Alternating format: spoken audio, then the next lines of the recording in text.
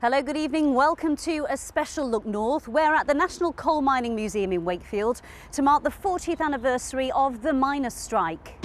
There's on it pits holding this area together. If this pit goes, it'll be like a plague all up valley. I'll tell them why they're on strike. They're on strike fighting for the right to work, to save their communities. It comes as a BBC survey finds that nearly 3/4 of people living in ex-coal mining communities say they've seen little or no progress towards levelling up. Tonight we meet some of the men and women who tried but failed to save their industry. It'll always be a part of me. Every time I pass where old houses are, where the pit used to be, I think, oh God, if only we still had this pit, we'd still have a community. And going underground, the grandchildren and great-grandchildren of former miners learning all about their local and family history. And there's been a good deal of fine, dry and sunny weather today. We will have a lot of dry weather this coming week, but what about sunny weather? I'll be back at the end of the programme with a look ahead.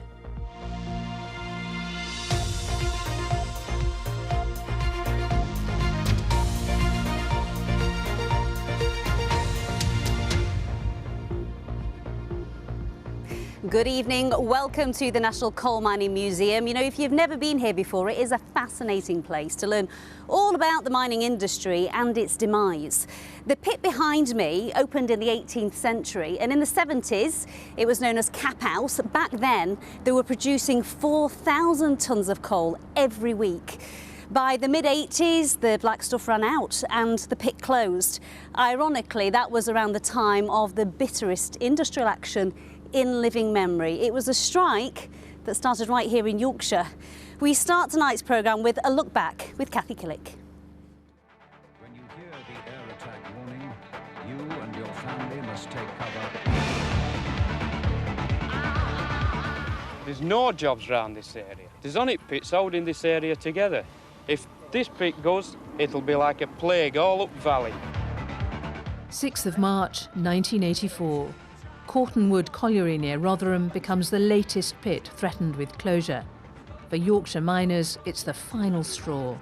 They vote overwhelmingly to strike. To declare official, in accordance with Rule 41, the strike action is now. In Nottinghamshire, the pits stay open. Yorkshire miners travel south to Mount Pickets, although peaceful at first, violence flares. On March the 15th, David Jones becomes the first of 8 men to die during the strike. Tensions mount between miners and the police, and the NUM leader, Arthur Scargill, is arrested. No way! Listen, no way! You're blocking up. Arrest him. A month later in June, the so-called Battle of Orgreave. Picketers are violently attacked by the police, but their trials later collapse. In the end, police pay them compensation. But at the time, they have the full backing of the Prime Minister. Violence and intimidation within are the enemy of the ballot, and anyone or any union that gives in to them has very little future. After a year of soup kitchens and no wages, the strikers can't go on. On March the 3rd, they go back to work, defiant, but their industry is finished. Gosh, there's some really powerful images there, aren't there? No doubt it's brought back memories for you at home if you lived during the miners' strike. Now, this is the lamp room. It's where all the lads used to kit up before going to work deep underground. It's also where the furnace is kept, 140 metres.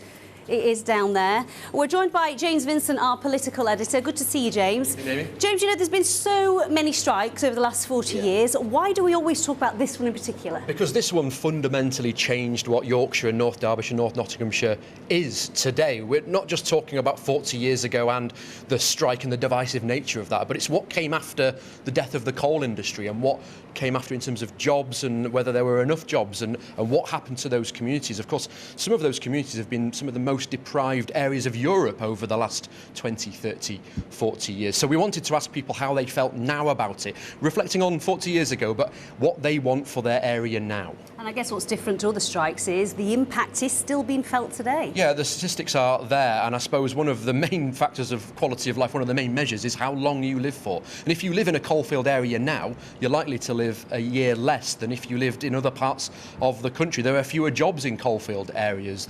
In terms of the economic output, that gap between coalfield areas and other parts of the country has more than doubled over the past 20 years. Obviously, Cathy had a good look back at the strike there in the first report, and one of the faces that we saw a lot of was Arthur Scargill. Arthur Scargill, actually, on the anniversary of the strike, was up in Dodderth making a speech over the weekend, and this is what he had to say to us about the legacy of the strike. The main was to pay tribute to all the miners, the families, the women against pit closures, who fought so hard during 1984 and 1985. Well, you've seen what's happened. We predicted that if we didn't stand and fight, we'd be battered. But if we stood and we fought, we would inspire the movement to do something. There's a lesson for all trade union leaders today. Fight like we did, don't give in, and fight consistently. So let's get to that survey that we commissioned for the 40th anniversary of the miners' strike. We spoke to nearly 2,500 people in coalfield areas of the UK. Most people still have that family link to mining. Most people still have that family link.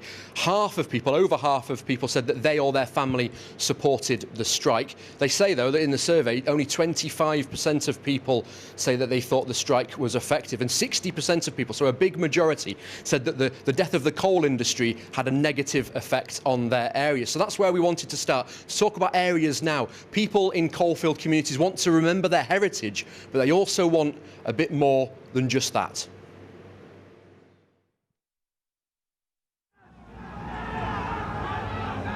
It's all hard to picture now, things have changed so much. They're just memories for a lot of people. It might be a long time ago, but these places still exist. They're still here. There are people that felt forgotten then, and they still feel it now. These communities only existed because of the pits, and they often feel like they've got to look after themselves. 40 years ago in Kiverton Park, they gave out food parcels, and they're still doing that today. We get 50 people through these doors each week. The food would have gone in the bin, so if you want to come and save a little bit of food from landfill, that's fine. If you really need it, that's also fine. And there's no judgment. This is open every day. We know that we've got people in need, and they feel much more comfortable. Morning! Shirley was the first one in today. What got to do? My dad was one of 6 miners, so I've been brought up from that generation. You don't waste. I'm a retired teacher, so I can tick over, but I'm not eligible for pension and I'm not eligible for any of the benefits. It's been nearly a decade since there was any deep coal mining here in Yorkshire, but 40 years on since the miners' strike, the legacy of this industry still looms large. The average life expectancy in former coalfields is a year shorter than the national average, and the percentage of people reporting long-term health problems is also higher here. It's deeply, deeply unfair that depending on where a child is born will absolutely influence how long they live and how healthy they live. The most common cancer in Barnsley is lung cancer, whereas across the country that it's the 3rd most common. We have a lower healthy life expectancy in Barnsley than we would in somewhere like Richmond upon Thames in Surrey, for example. So there men can expect to live for 71 years in good health, whereas in Barnsley it's only 57 years. Reducing inequality was one of the big promises of the 2019 general election. Levelling up got the Conservatives into former pit villages here that they'd never have dreamed of winning before. But our survey suggests 73% of people in coalfield areas think there has been little or no progress in levelling up their part of the country. We're still suffering in the mining communities from what happened 40 years ago. When the mine shut, they were thrown on the scrap heap. But we never seemed to solve the problem, we just changed the problem. It's one area this time, it gets some decent jobs, but that's at the expense of another part of the country or another community. For levelling up to be truly effective, it has to be more than just a gimmick. And up to now, it is a gimmick. The government says we are investing more than £320 million to level up and improve lives across South Yorkshire, including millions of pounds to regenerate former coalfield areas. But as part of the BBC survey, nearly half of people thought there were not many opportunities in their area, and 8% said there were no opportunities at all. Communities that existed because of the coal mining industry had their, economic base wiped out pretty much overnight. What they want is good quality jobs that offer a decent standard of living, and they simply can't get that. As the coal industry gets further away, the communities set up around it seemingly fall further behind. The coalfields, of course, have changed in 40 years, but some of the same problems still need solving. So we've just nipped across the pit yard here at the colliery to speak to Gary Ellis from the Coalfield Regeneration Trust, and you're part of the team that try and help these areas. We heard some of the stats in my report there. Those stats are pretty stark, aren't they, about the coalfield area and the difference between other parts of the country? Yes, unfortunately, even after 40 years after the miners' strike and the closure of the industry, there's still some really long-standing issues in the mining communities, and it's not just one thing. It's employment, it's skills, it's health and well-being, and it's a significant area of the country. I think some of the frustration is there's 5.7 million people living in former mining communities. There's some real opportunities here for growth and productivity, and it needs the right solutions on the ground to make this happen. I know in the reports that you do about the state of the coalfield, you kind of group the coalfields together, and it makes sort of one large region, doesn't it? It's a huge amount of people. It's a huge area of the country, and some of those stats about how long people live and how healthy a life they have are really stark.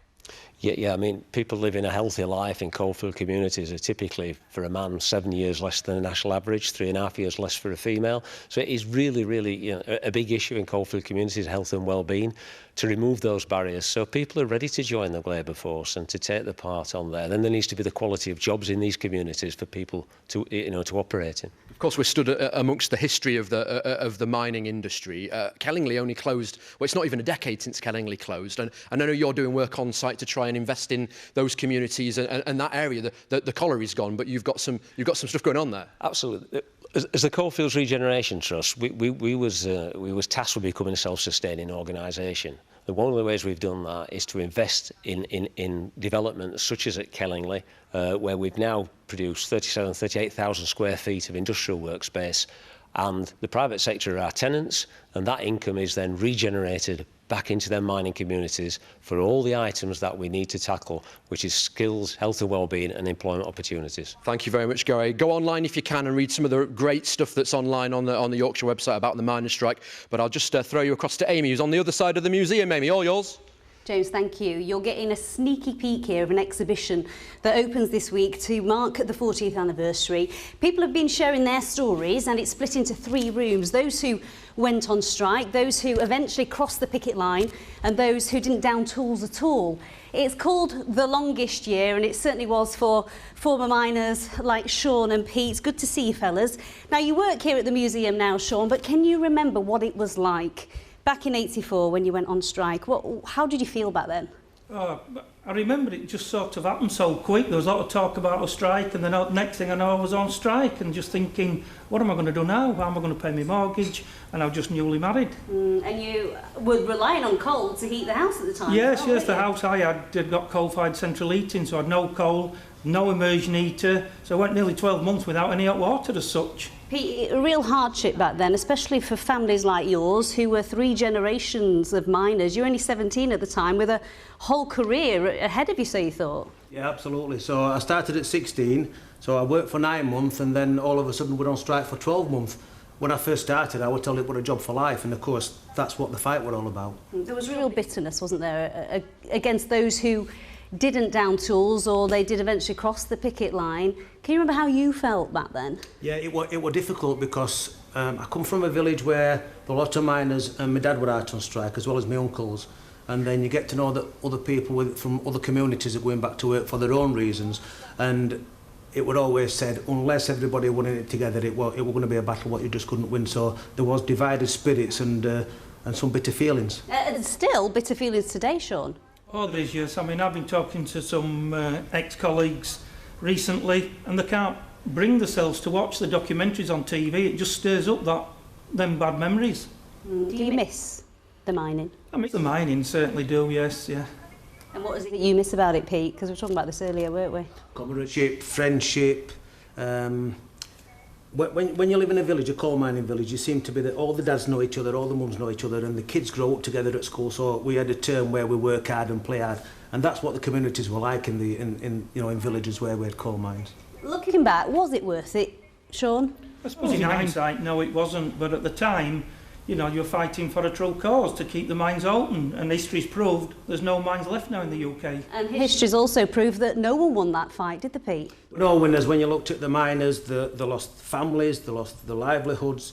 When they went back to work after 12 months, they got to repay all the debts. The government didn't win because the country paid for it. So absolutely, it was a battle, a 12-month battle. It was hard for everybody, but there were no winners. And I know you'd both do it again tomorrow, wouldn't you? Thanks so much for your time.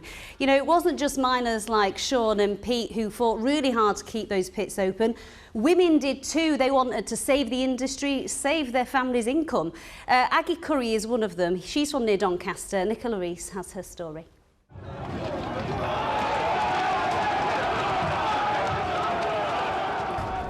This woman I got arrested, me and Ann Scargo. One picket line I went on, I got smacked in mouth by a copper, lost my tooth, ended up with a black eye as well. We were women, we had a voice, we were strong, and we never give in. I think they should look out when the women get mad, because the women get mad. God, I look bloody young here. I'm Aggie Curry, I'm 73-year-old. I live in Armthorpe. I've been married to Pete for 51 years. He was a coal miner. That's on a march. It was important to me because my dad was a miner. All my dad's brothers were miners. Pete's dad was a miner. In my heart, I knew I had to do something. That's our pit. That was the first all-women's march in Barnsley. I was arrested between 17 and 18 times, I can't remember. Not once did we get charged, because they didn't want to make the miner's wife look like martyrs. It was Women Against Pit Closures who led an angry demonstration in Doncaster. Yeah. The president of the Board of Trade, Michael Heseltine, was pelted with flour. They egged him. They killed this village. They killed all mining villages, not just my village. All villages they killed. How can you call this community? Maggie Thatcher, I hate her. We had vengeance. They called her Iron Lady, but you know something? She didn't expect hundreds of Iron Ladies. To think that somebody could be so low to cross a picket line. I'll never forgive them, never ever. A scab's a scab, always will be a scab. Okay. I wore my badges everywhere I went. I was so proud of my badges. My favourite one was Sheffield Women Against Pit Closures and the Armthorpe one. I loved them. Yeah. We're still together after 53 years, so that goes for something, doesn't it? I've always been a gobby sod, even when he were courting, he knew I were gobby. He still bloody married me, poor bugger. We were on strike for a year, no money coming in. We got £22.50 a week, keep 4 of us. I had to watch my electric, I'd got a 50p slot meter. And I'm praying to God my electric didn't go out for 50p because I never had 50p to put in. 68 years after the first ever shift at Markham Main, and it's the final day of production. Really heartbreaking. It'll always be a part of me. Every time I pass where old houses are, where the pit used to be, I think, oh God, if only we still had this pit, we'd still have a community. Especially a tear to me eye being here. Aggie Curry's story there told by Nicola Rees. We're going to take a look at some other stories coming into the newsroom now, and a man has been jailed for 10 years and 8 months for attacking and blinding a man at a pub in Leeds. 37-year-old Gareth Dean smashed a bottle in Matthew Siren's face in Revolution to Cuba Club in December. He had previously admitted grievous bodily harm. Matthew, who lives in Australia but had been visiting family in Leeds when the attack happened, is now campaigning for glass to be banned in bars and clubs after 9 p.m. The judge in there did his best to give the highest sentence. I understand he's got guidelines to stick by. The life sentence we thought would have been nice, but it is what it is. Look, I just need to move on with my life. It's affected my life massively. The surgeons, hopefully they can give me some sort of sight and I can get back on that plane and I can go see my fiancée and kids. I just need to be positive every day and focus on that. That's the thing getting me out of bed, and their campaign, same thing. I just want to focus on them things moving forward and hopefully make a change. A 17-year-old has been taken to hospital after reports of a stabbing in Sheffield. Police say they were called at 6:18 a.m. to a property on Shirecliff Road. The boy has serious injuries. Road closures have been put in place. No arrests have been made. The Mayor of South Yorkshire says a major step has been taken towards bringing the area's buses under public control.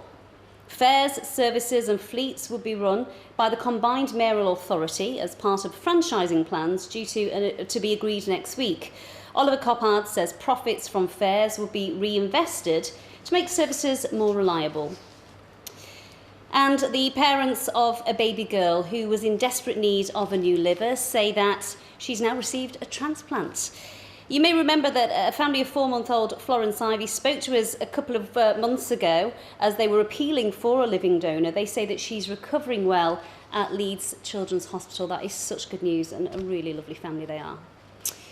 OK, fully up to date with the news across the region. Let's get the latest weather forecast now with Keely. It's all yours. Thank you very much, Amy. We've had a lovely day today. There's been some blue sky and some sunshine. It's been a little bit milder than it was over the weekend. It was, though, a frosty start to the day. Ravensworth started at -5 degrees, and we have got a good deal of dry weather to come through this week. However, we do have some rain in the short term. We've got rain overnight, so a damp grey start to the day tomorrow, but it should brighten up nicely from the west. That cloud may just linger in some coastal spots. And then through the rest of the week, an area of high pressure over Scandinavia will build westwards, and this will keep these weather systems at bay. So a lot of dry weather to come, but quite tightly packed isobars, so quite breezy conditions. That breeze coming in from the southeast, so eastern areas may well stay quite cloudy through the week at times.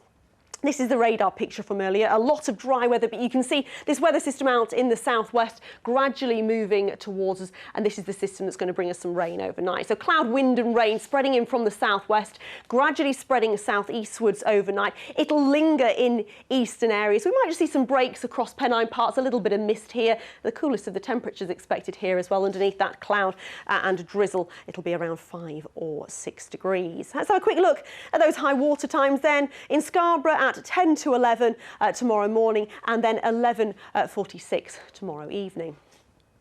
So we'll start the day with some brightness in the west, but generally a lot of cloud, dampness in the east. The main body of rain will clear away, but the cloud will hang back. It'll brighten up for most of us with some sunshine, but we might just see that cloud lingering in some coastal spots. It'll struggle to clear from the far east, but it should do through the afternoon. The breeze will be lighter and temperatures will lift to around 10 or 11 degrees. Another grey start to the day on Wednesday. It will slowly brighten up with some spells of sunshine gradually spreading eastwards once again. It may well be that in the east it remains quite cloudy for most of the day.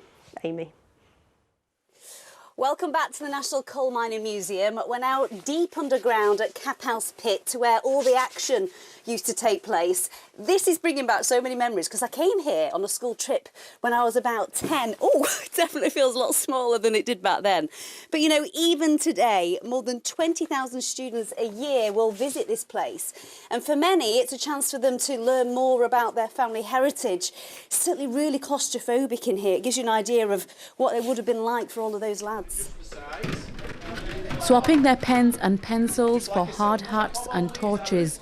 Today's classroom for these students is 140 metres underground. Step over that yellow rail, drop your head so you don't bang your heads. Many of these students have a family member who worked in the mines, so learning about this industry is particularly important. It's about enriching their understanding of not only their local community and how it's impacted them, but also how it's impacted other areas of Britain. For the students, it's been a great immersive learning experience. I was really excited to go underground, and I like crawling through all of the tight spaces. It was really scary to know that people had to go down there and work a really long shift in the dark. I'm here today to help you understand about mining. At Wath Central Primary in Rotherham, John Greaves, who used to work at Goldthorpe Colliery, has come to speak to the children about a history that's so deeply connected to them. My granddad was a miner and I'm really proud of him. He was an oil-like maker and he worked on the Manvers pit. I remember Dad hardly ever being in. He was always out picketing somewhere. When me and my sister saw him, it was for an hour or two before bed. Most of the children in here would have parents and grandparents who were heavily involved with it and know little of it. And the need to know how socially this area has changed. It's important that they know where they've come from. 40 years on, there is no more digging underground, but the stories of those who mined in the dark are passed on from generation to generation, ensuring this piece of history is never forgotten. Sabia Pervez, BBC Look North. Big thank you to Sean and the team here at the National Coal Mining Museum for taking us underground earlier. We all absolutely loved it. Now, all week we have coverage of the 40th anniversary of the miners' strike, including the Battle of Orgreave. But this evening we're going to leave you with a song that's been written especially for the 40th anniversary. It's written by the Hatfield Brigade. It's a choir made up of former miners and their families. That's it from all of us here. Thanks again to everyone here for looking after us. Good night. On the same Saturday in July, they will march down that street with their banners held high as the samba band drums start to pound. From the square across the bridge, past the county and down, there we'll gather as one at the ground. When the last miner is gone, we will carry it on. When the last miner is gone, we will carry it